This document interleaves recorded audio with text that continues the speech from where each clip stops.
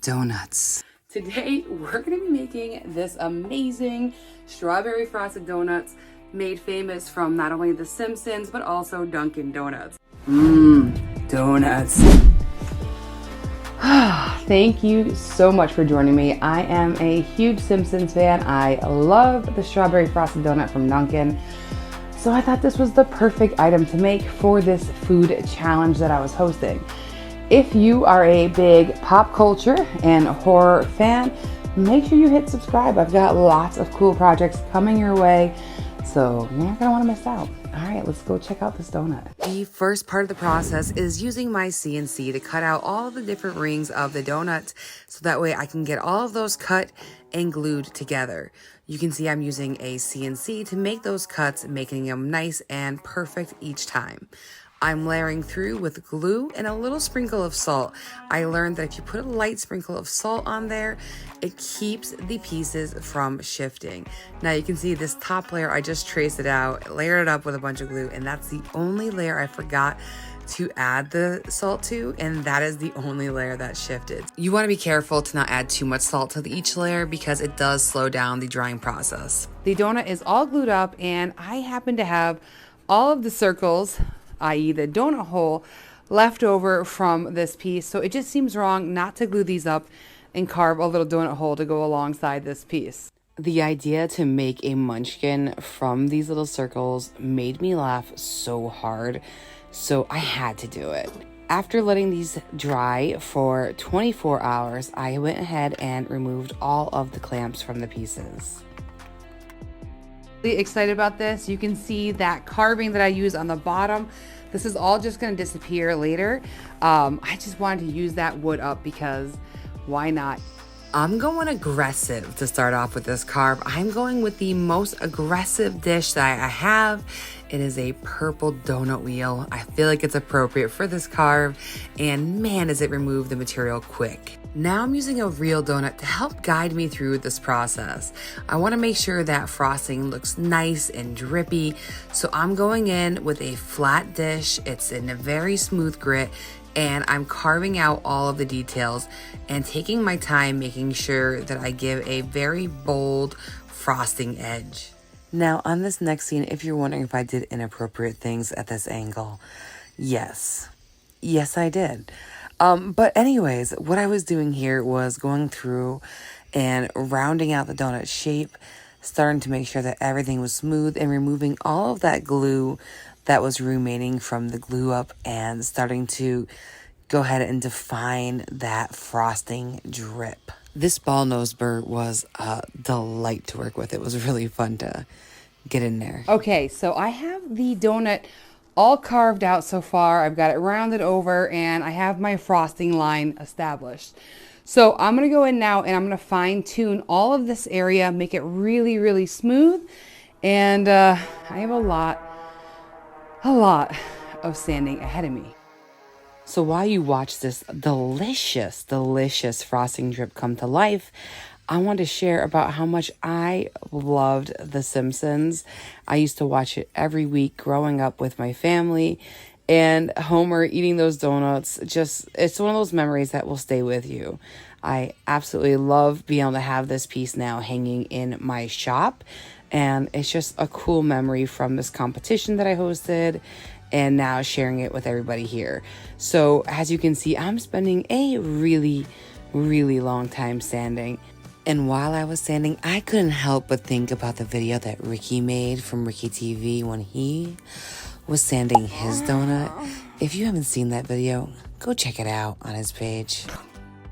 It's delicious. So now we're gonna go in and use our 4-inch wheels and remove a bunch of material to give a very fun cartoony bite to this donut. Right, so I'm almost done with this donut. I have a few things left, including carving a little indent here like the frosting is dripping over this bite mark, and putting in that crease from the fry. This little mini angle grinder has a flat facing grooving wheel, which is pretty dope. It has burrs on both sides, so I'm able to really dig in there.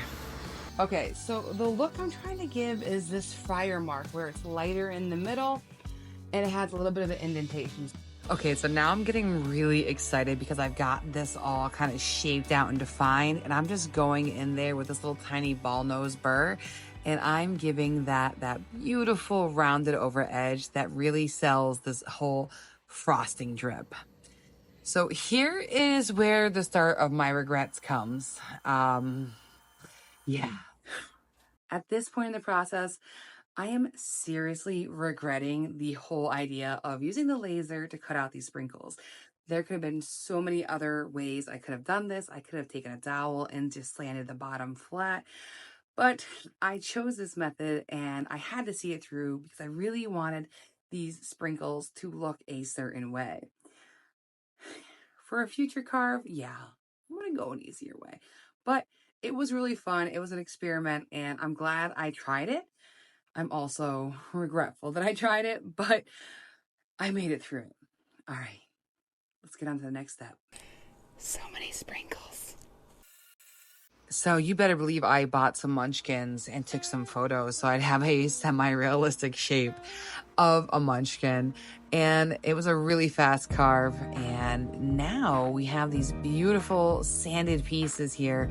I love the way the pine and the oak look together. It kind of makes me want to do one in the future that's like sealed au naturel. But I love to paint, and this is one of my favorite processes. So to do the painting, I'm using a product called Alpha 6 paint. It's an acrylic paint. It's super high pigment, which gives me those really bright, beautiful colors. And you can see there, I'm in heaven. So I went in with a paint marker and I did a ton of black outlines. Again, I'm trying to go for that cartoon look.